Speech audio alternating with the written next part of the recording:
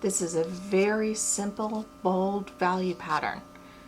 White surrounded by dark magnolia flower, dark green leaves. I'm going to want this to have mostly a yellow tone. This more of a blue purple tone. Blue purple will go well with the green. I'm going to just dive right in with some bright phthalo blue. There's nothing equivocal about phthalo blue. It's there. It's not going anywhere after it's painted.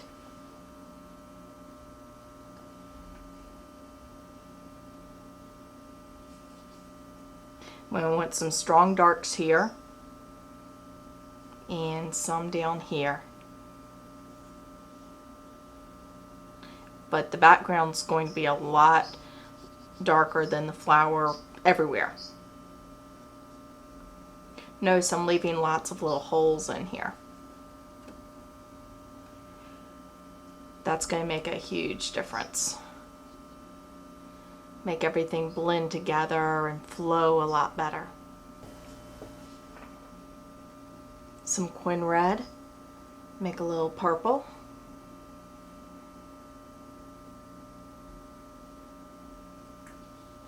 I'm going to want some reds in the flower tones, so I need some reds in the background. This is the stage to put in some reds.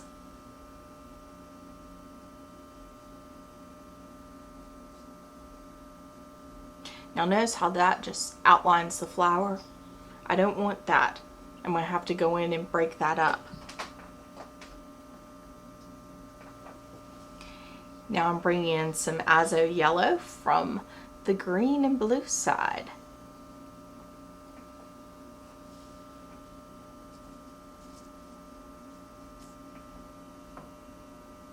Usually I paint a lot more of the object at the same time as I'm painting the background, but this background is so dark in comparison to the object, the flower, white, that part of the painting the flower will actually pulling the background into it.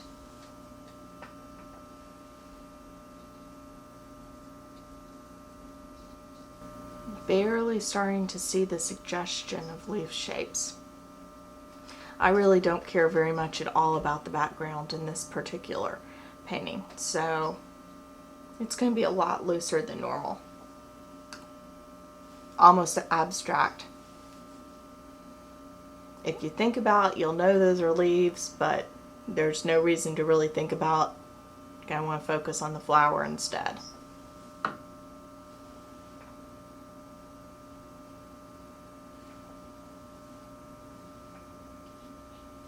Notice how much phthalo blue lightens it as it dries. It's just amazing. Right here I haven't paused to have it dry or anything, but it already needs more paint. I'm going to go ahead and give it some more. These are a little bit different than other flowers. They have a more opaque petal. You can see a little bit of other petals through them, but I find them a little bit more interesting to paint because the focus is on the shadows the petals make on each other rather than seeing things through the petals. Just a slight different twist in flower painting 101. This is completely saturated with paint. I just want to go in very quickly, add some yellows right in here.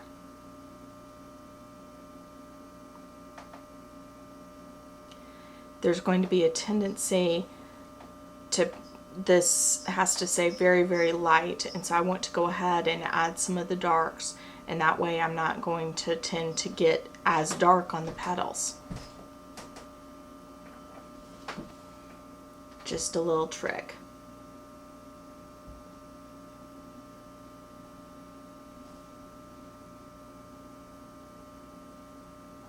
A little bit of the surrounding color there.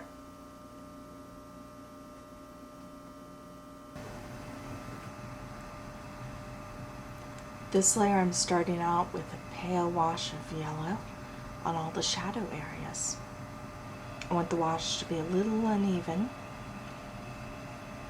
It's just supposed to be a little warm glow behind part you notice is the whites.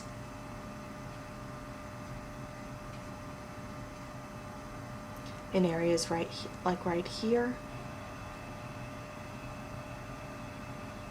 where that will be in deep shadow, I'm going to go ahead and pull the background in just like that.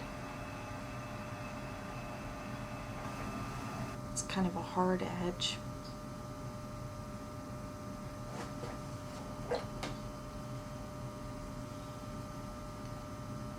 But it fades.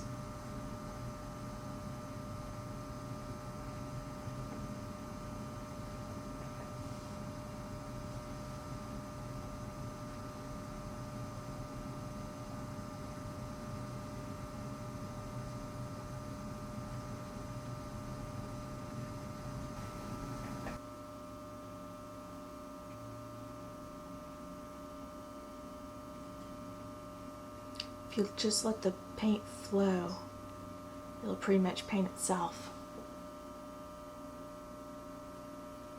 Much, much easier than trying to force it. I'm going to take some phthalo.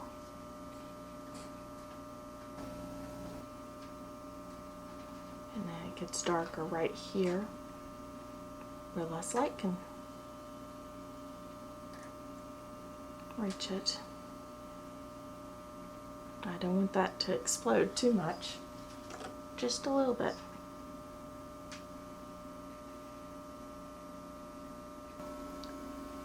This line right back here comes forward some more.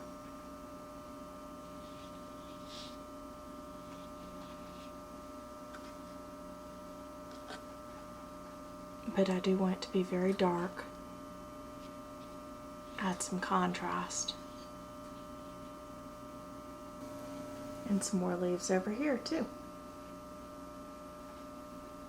Even let it blur down here.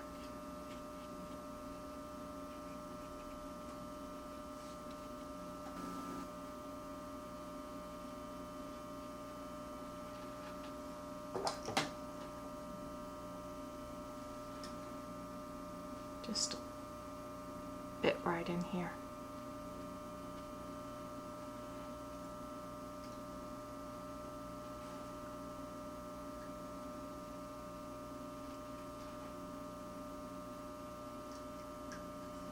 Now this entire little petal right here, it's a bit darker, it's more in the shadow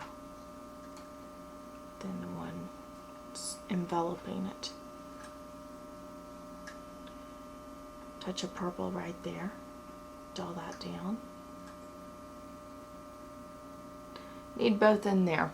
The reds and blues, the cool blue, the warm blue, everything has to be in there.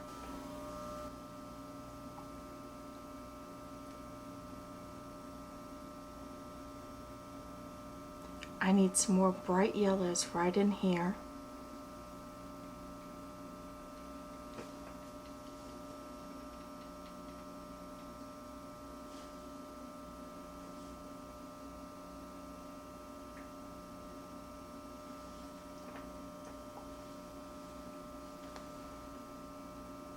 That's going to contrast beautifully with the blues. I want to soften this line a little bit.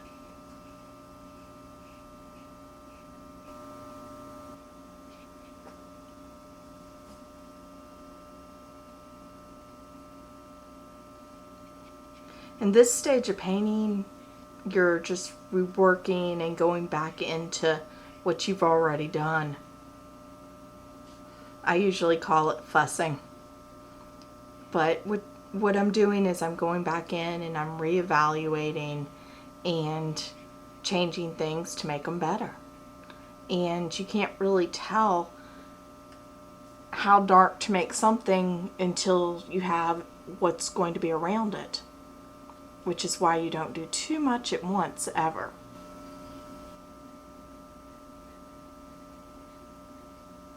This little notch right here, I want to pull that out.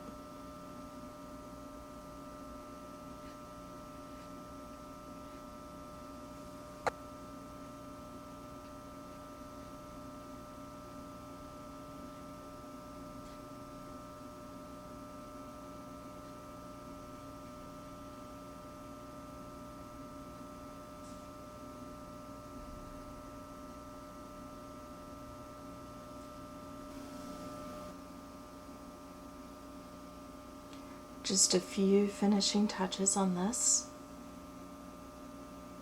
Closing in. I'm going to redefine these, have them really show up.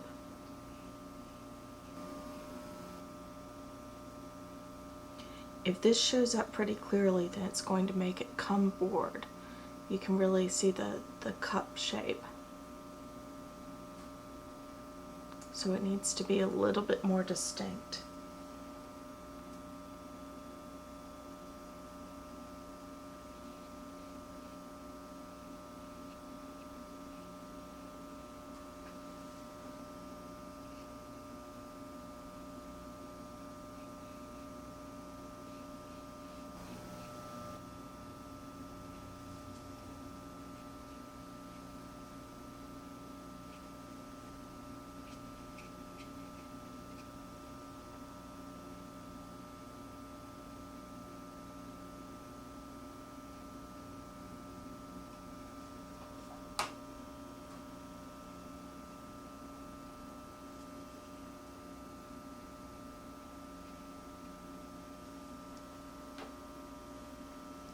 Touch of yellow to make that flow better.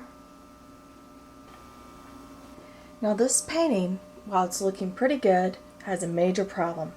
This leaf right here in front detracts from the painting. Believe it or not, that can be fixed.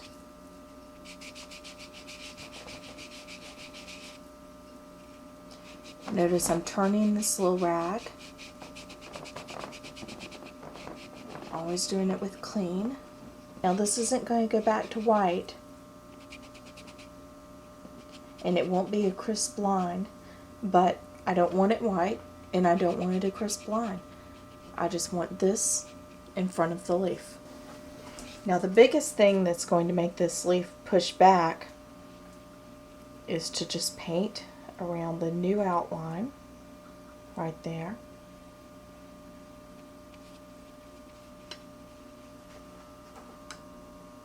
I want some yellow green too, because I want that to be a little bit lighter than over here and here. But I want it pretty dark.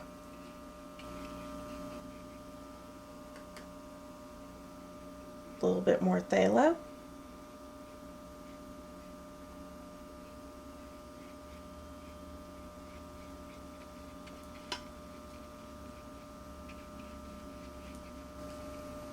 Now I want a bright yellow or two in there.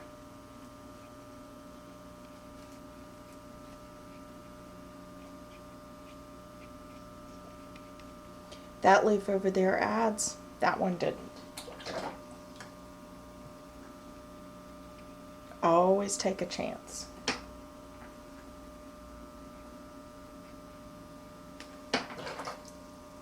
Alright, notice how most of that's already disappeared just by going around it. Now it's time to make this disappear.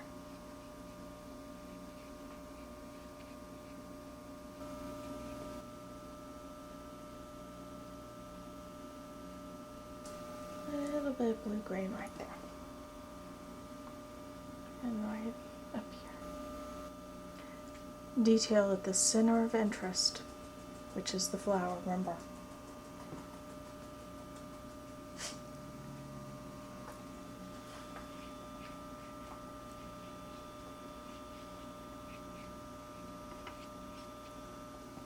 And there's a painting of a magnolia.